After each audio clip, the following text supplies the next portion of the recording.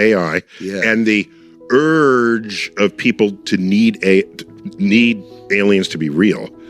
You know, that plus AI is a pretty a devastating combination of what you can produce. You can want to believe in it so much that you're almost without guilt for having created it because your mind took over your motives.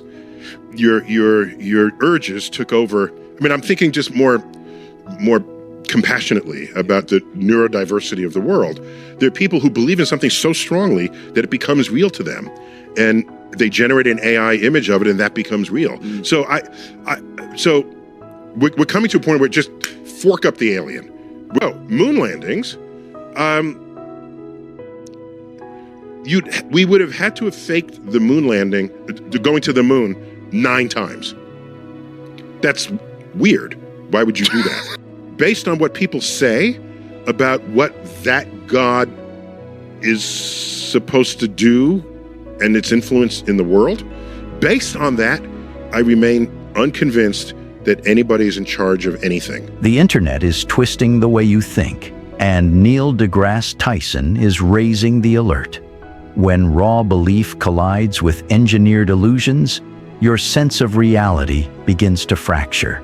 He warns that our fixation on aliens, mixed with AI's ability to fabricate anything we desire, builds a digital world where lies outperform truth. It isn't harmless curiosity, it's certainty mutating into distortion. Throw in conspiracies about staged moon missions or a hidden force guiding existence, and suddenly, society drifts into intellectual freefall. Tyson isn't dismissing belief. He's demanding we confront a harder challenge. What happens when our minds trust their own fabrications? Let's watch clips from Neil deGrasse Tyson's explosive interview to gain more insight. Don't forget to like, subscribe, and enable notifications for additional in-depth content. Thanks for joining us again. Enjoy the video.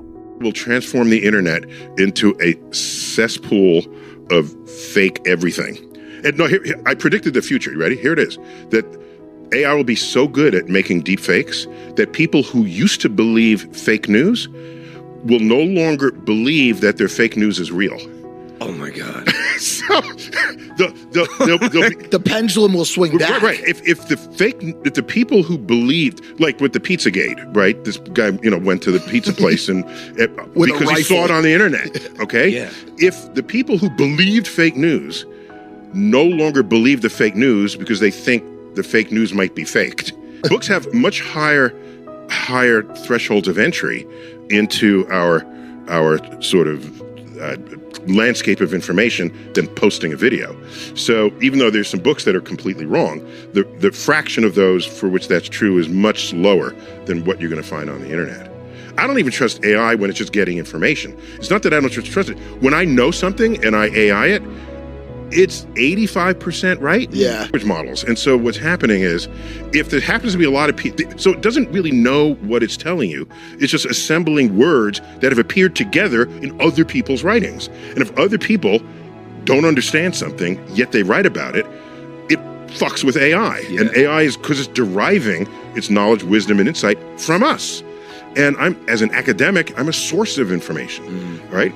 I've written 18 nonfiction books, and that's been ingested by AI. I'd like to think for the better, but there's a lot of other stuff that it pulls in. And so all I'm saying, yeah, AI will get better. It's gotten better with its illustrations and the videos and all. I get it. Yeah. And I'm all for what computers can do, but we need to know what you're walking into, know what you're stepping in. People thinking about the future, there's another one around that time. No, there's one at the turn of the previous century when everyone starts thinking about the future. And one of them imagined, because that's good. There are other ones where you can see they're stuck in what they know and they're just trying to project it in the future. They're not aware that things can come in from the side and influence whether that prediction will come true. For example, so in the 1900s, steamships were crossing the oceans. Yeah. Railroads were crossing. We didn't have a car yet, okay? Not a commercial commercially affordable car. So steamships and railroads. So there's a picture of a steamship sailing right onto the shore, and it has railroad wheels that pop out. Whoa. And then it goes straight onto the railroad I've seen tracks. that before. Whoa, that's cool. Yeah, Right. It's an automatic transition. Yeah. Okay. And they're not imagining airplanes Yeah. or even trucks, because there are no trucks. Yeah. It was just railways. Yeah. And so that was it was cute and quaint. And they also imagined motorized walkways where you're on the sidewalk, and depending on what level of the sidewalk you are, would go faster or That's slower. really funny. So it's like Airport walk. Conveyor belts. airport walkway. Yeah. Plastic was not a thing. Rubber was not really a thing yet. So to have a conveyor belt that was rubberized that can return you was not a thing. They had the entire sidewalk on wheels, unlike railroad tracks, of course. Everything was on railroad tracks. And we also had dirigibles, and blimps that can move you around, lighter than aircraft. Again, the Wright brothers didn't have their plane yet. Yeah. So it's going to take what you know and then try to imagine a future of it. But the real future, that'll get you maybe 5 years, but 10 years, 20 years, it falls flat. Because you don't know that we're going to have satellites. We have GPS. We have things, your iPhone, that is enabled not by Steve Jobs, who thought it up. It's enabled by thousands of technologies that came together that he decided, I'm going to put all this in one device. So that's the genius of him as a marketing person and as an idea person. But he didn't think up GPS. He didn't miniaturize storage into solid state. He didn't, invent the miniaturized cameras. He didn't invent the miniaturized magnets that are very strong that allow you to have a loud sound out of something that small. You put on that speaker, everyone in this room can hear it. That didn't used to be the case. So little things like that all come in from different places, and you need clever people sitting at a juncture so that they can cross-pollinate all those discoveries. I've seen people predict 100 years and they get it all wrong. So 50 years from now, can you describe what the future will look like? I'm thinking not so much what we would look like, but the fact that medicine would be so tailored to your DNA that you would have no side effects at all. They would take a DNA reading, shape the medicine to fit you, bada bing. There's that. I think self-driving electric cars will replace 100% of the automobiles on the road, and that'll happen, I think, in way sooner than 50 years. Did you know that in 1905, there was 50 horse-drawn carriages in the street for every one automobile. 10 years later, there were 50 automobiles for every one horse-drawn carriage. We literally and figuratively built civilization on the backs of horses, and you couldn't give away a horse 10 years after the car was introduced. Science has greatly benefited from AI, and it's been a natural progression from science, especially the physical sciences, fully exploiting what computers would do for us when they finally came out of military installations and other sort of secret. If you can calculate, bomb codes and other yields of nuclear nukes, the government has the big computers first. Then it's spilled into science. Then it's spilled onto your desktop.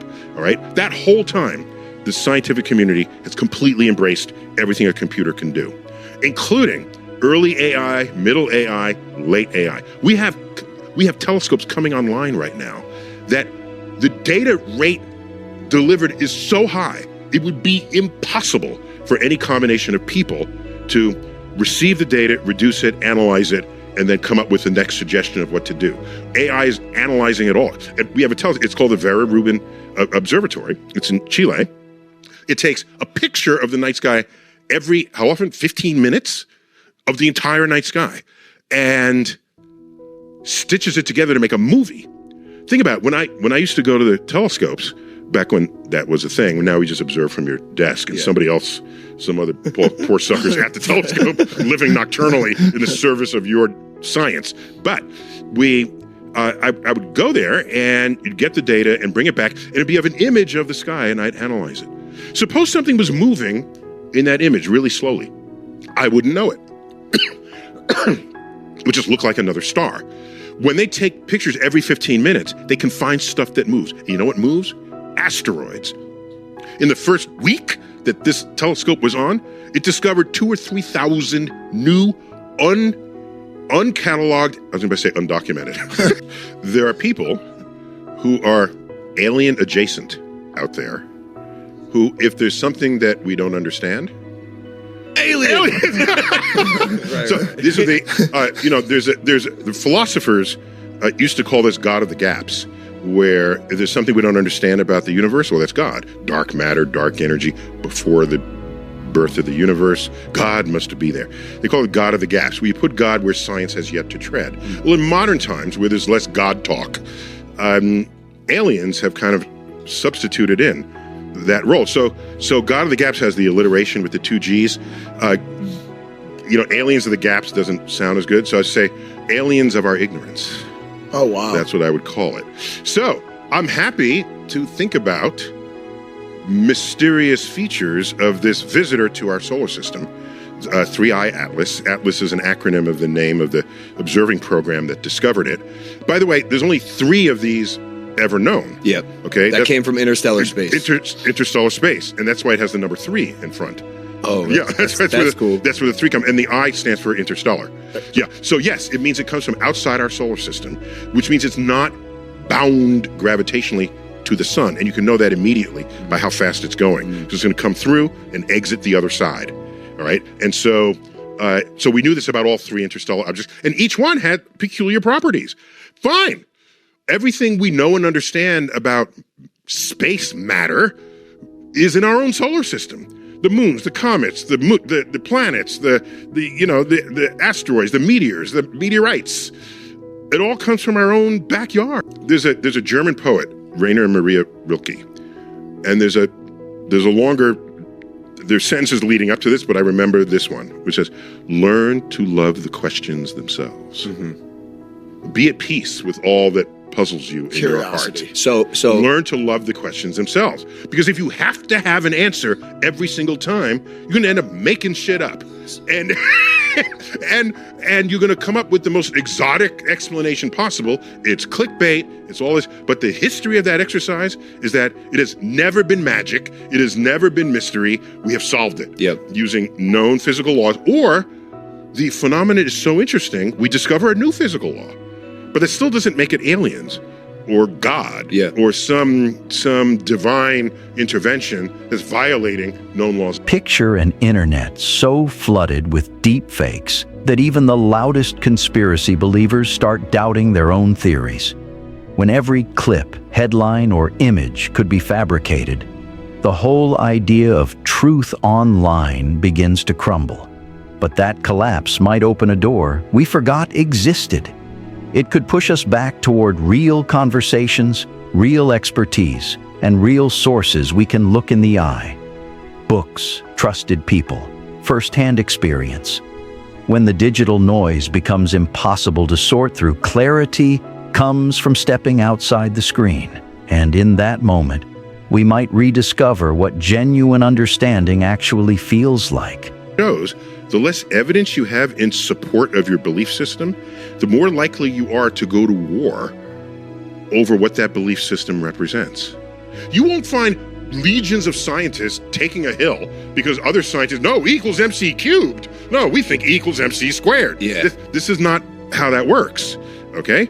So it's when you have evidence in support of something, your opinions no longer matter because it's an objective truth established by the methods and tools of science. Yeah. Now, about not knowing, let me just make that a little more precise. It's fully resonant, but I want to be precise. Okay.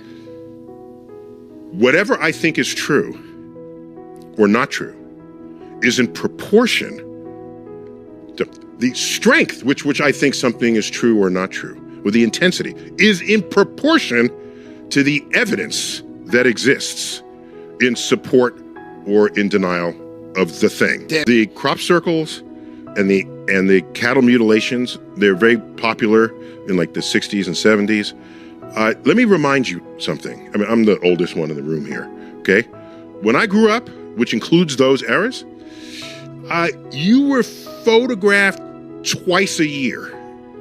Once for the school picture. Yeah. The other when your family went on vacation. Only 2 people carried cameras, journalists and tourists. So nobody was photographing anything ever, okay? There were no security cameras.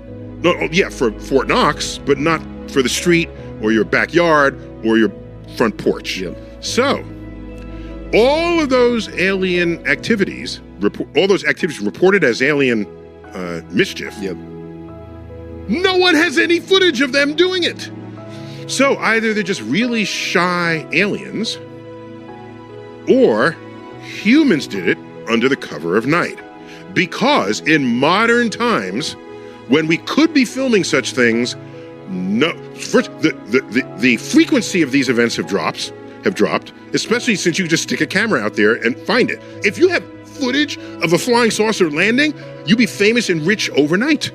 So where is that footage? It doesn't exist. And older cars had hubcaps that you tapped onto the wheel, okay? Now the wheel is made pretty so you don't have to add hubcaps. Yep. You know, if you had potholes, your hubcap would pop off and you wouldn't know. Yeah. Because it popped off while you hit the so along the freeway, they're like hubcaps. So the point is, there are 6 billion smartphones in the world today. Yeah.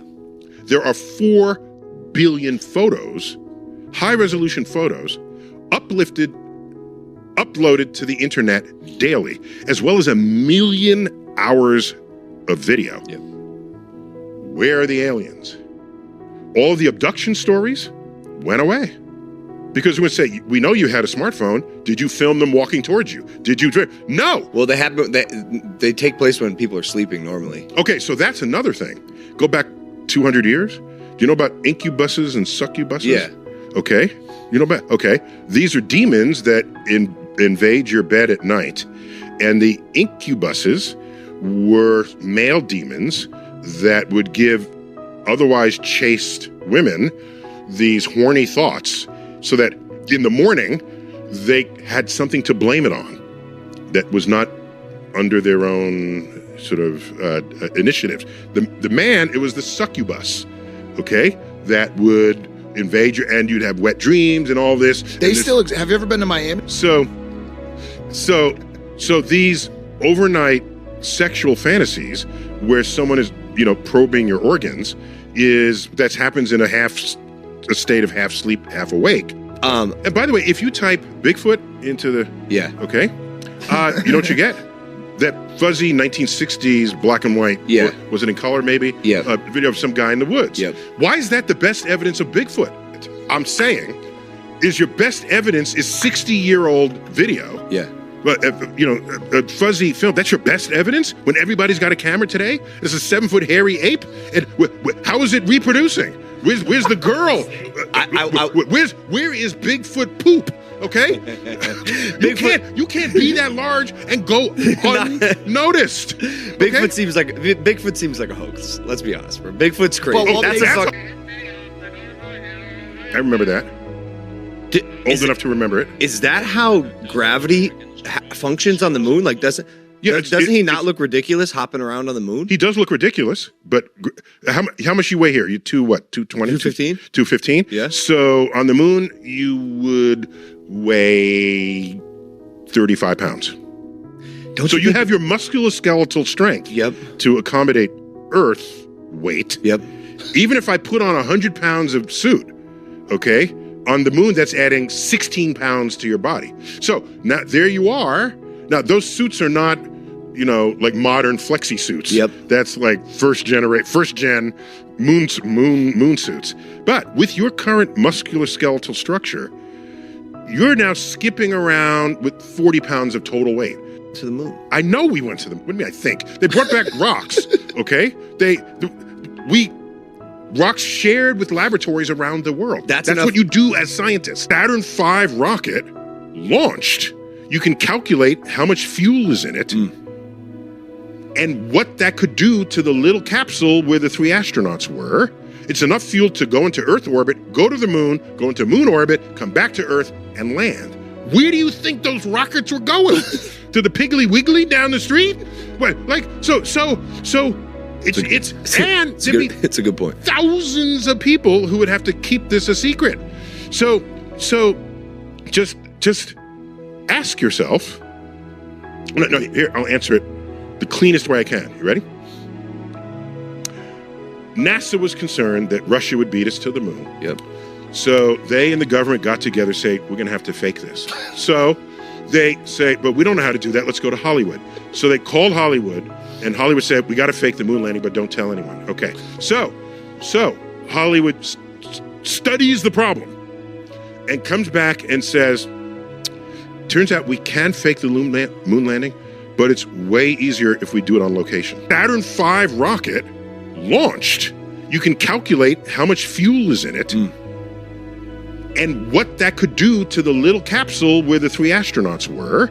It's enough fuel to go into Earth orbit, go to the moon, go into moon orbit, come back to Earth, and land. Where do you think those rockets were going? To the Piggly Wiggly down the street? What, like, so it's a good point. Thousands of people who would have to keep this a secret. So just ask yourself. No, here, I'll answer it the cleanest way I can. You ready? NASA was concerned that Russia would beat us to the moon. Yep. So they and the government got together, say, we're going to have to fake this. So they say, but we don't know how to do that. Let's go to Hollywood. So they called Hollywood, and Hollywood said, we got to fake the moon landing, but don't tell anyone. Okay. So Hollywood studies the problem and comes back and says, turns out we can fake the moon landing, but it's way easier if we do it on location. That's why the next 5 Apollo numbered missions were scrapped. We went from Apollo 1 to Apollo 7 after the Apollo 1 fire. So that was a problem. They fixed it. This is what engineers do. Wait, so you don't think they just assassinated all they do. them? They live for that. Yeah. To fix a problem. Yeah. Within budget, on time. Yep. So there's money versus time, and they work opposite each other. Okay, the more money you have, the quicker you can do it, generally, in these things. So the real issue here is, if you don't know physics, you think getting to the moon was harder than it actually was. Explain that to me, because it sounds really hard, dude. It's far away. Well, yeah, it's far, but rockets, yes, it is rocket science, but once you know what you're doing, it's just, can the materials sustain it? Get the right materials. Will everything fire in the right sequence? You don't want to put human life at risk. Sustain it. Get the right materials. Will everything fire in the right sequence? You don't want to put human life at risk. And take a look at the early rockets that failed. All right? There's nice YouTube compilations of unmanned rockets that just failed. Yeah. And all the rockets that we had that would carry a person into space failed at the time Yuri Gagarin went into orbit for the Russians, for the Soviet Union. And so we were spooked. Kennedy gives a speech in the joint session of Congress, May 25th, 1961, could not utter the man's name. He says, if the events of recent weeks, Yuri Gagarin went in and out of space, could not utter his name. So the events of I'm paraphrasing, the events of recent weeks are any indication of the impact of this adventure on the minds of men everywhere, then we need to show the world the path of freedom over the path of tyranny. It was his battle cry against communism. It was like, kill the commies, let's beat them, and let's go to the moon. And so moon became the thing to leapfrog all of their achievements and advancements. And, dude, work today is broke. On Mars right now. Just roving. Just chilling. Yeah. Well, it's doing work, okay? And just discovered a rock that may have had evidence of life. So the fact that we have people living and walking among us in denial of where engineering and science has taken us is itself a compliment for how far civilization has become. I see. You're not going to vaccine your whole family and your whole town. It has consequences. And you value freedom so much that you'll put the lives of others at risk because you could then transmit a disease that you're not protected against, especially people who are immune compromised, for example. So we have to, in America, I think we need to strike some balance, which we're exploring that interface, some balance between personal freedoms and group responsibility. And exactly. Yeah. Personal freedoms and and a social contract that at some level you're going to care about other people. At some level. Do you feel like those neglect each other in some way? Like your personal freedoms somehow go to war with empathy for other people's? It can. But I think you don't want to live in a nanny state. No one does, right? So I think we still need to explore where the best location of that should be. Let's give an example. Let's say you're a billionaire and you're stepping over homeless people to get home. And you say, well, I earned it and they didn't. That's their problem. The strange thing is, the less evidence people have for a belief, the more fiercely they'll defend it. No one's going to war over a math equation, but introduce something unprovable like aliens, Bigfoot, or secret moon conspiracies, and suddenly emotions explode. But if something is real, it doesn't need your belief to exist. It stands on evidence, not opinion. Think about it. We live in a world with over 6 billion smartphones and 1 million hours of video uploaded every day. If there were alien crafts or shadowy beings abducting people, we'd see them by now in crisp 4K. Instead, we're still pointing to grainy footage from the 60s and mistaking hubcaps for flying saucers. The silence of the skies in the digital age should be deafening. And the moon landing? It happened. The evidence is overwhelming. Thousands of engineers and scientists worked on it. Rocks were brought back, shared with labs worldwide. You can calculate the fuel needed for that journey. The science checks out. It's just that people confuse hard to imagine with impossible. They'd rather believe it was staged than accept that humans did something that incredible. At the heart of it all is fear and fantasy. We want the extraordinary, even if we have to manufacture it. We crave the mystery of aliens, the thrill of a cover-up, and the drama of being lied to. But sometimes the real story is already amazing. We've walked on the moon, landed rovers on Mars, and mapped the universe with machines. We've done these things. No secret agency needed, just curiosity, persistence, and a desire to know. And maybe, just maybe, that's the most unbelievable thing of all, that truth, grounded in evidence, can be more astonishing than fiction. As we wrap up, in a world full of digital noise, where do you turn for truth? Let us know your thoughts in the comments below. Share this video and hit the like button. Thanks for watching, and don't forget to subscribe.